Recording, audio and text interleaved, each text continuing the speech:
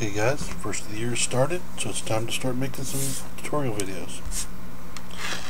What we're looking at here in front of the camera is just a simple piece of green stuff that I've laid out to do tips on cloaking different types of cloaks. So here we got just a standard cloak like you'd see on about any miniature. This will also work on robes or anything that involves just a cloth base. Say robes, cloaks, hoods, whatever. This is just general cloth area. Then we got a couple skin-like areas, like for, say I want to do fur or scales or something. I'll do it on this end. But we're going to start with cloth. This is how I do cloth. I know there's several of us here on YouTube making videos showing green stuff. Not that I think any of us is better than any of the other ones. We all have our own little style. This is my style.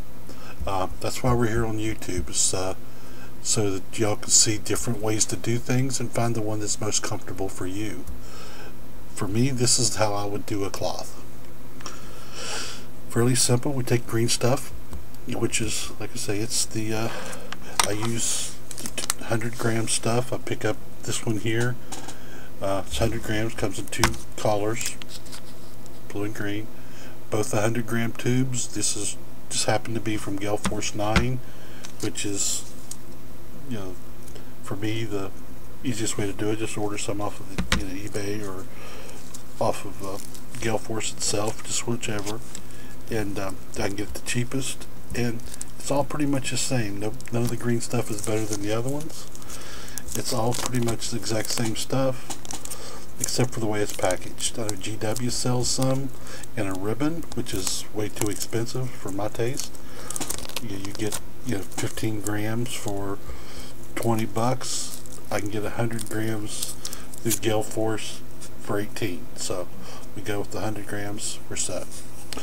Comes in these little tubes like this here. I recommend, if you got the 100 gram tubes, which is fairly large, takes a lot of green stuff and a lot of time to use it all, keep it wrapped in the little plastic strips that it comes in, and keep it stored in the tube it comes in. So you can see this one here has got some yellow around the top. That's how I know it's yellow. Keeps it good for a long time. Same with the blue. The blue comes in the same way. It's just a 100 gram tube. Little tips on actual green stuff itself. What's what, basically. If you look at the tubes, you got the blue and the yellow. The blue tube is your hardener, this stuff here. So the more blue you add to the mix means the harder it will dry, and which also means the faster it will dry. So just keep in mind when you're mixing up green stuff, it's whatever you're comfortable with.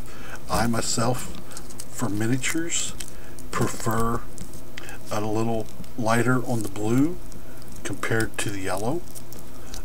So that basically my ball of green stuff, my two balls will be a large yellow one to a smaller blue one.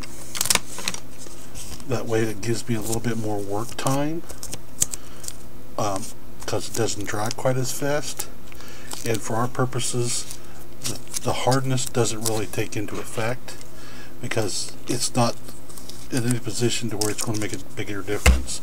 Some of the larger stuff, if you're doing full-size sculpts and stuff with this, you'd mix more blue to be stiffer so that to hold the weight. But we're not really doing weight as much as we're doing details with green stuff.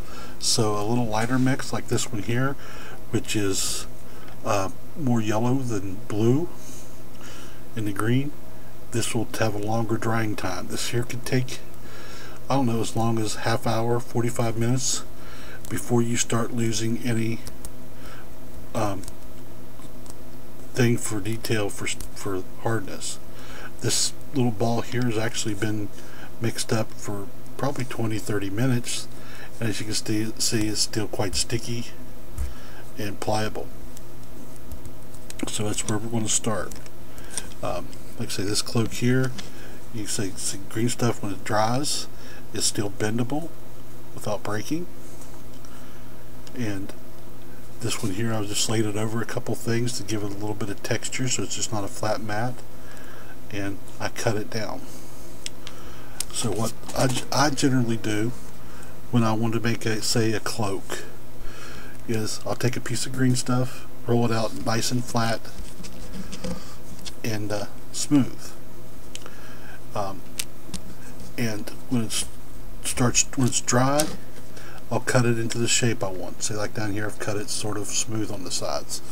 What that's for is when you say take a miniature that you're working on and you want to add, say, a cloak, is you would just glue the piece, like this piece right here, you would cut it off and glue it to the back of the figure. That gives you a good base, raises the green stuff up off the miniature's legs or whatever, and gives you a nice base to work off of.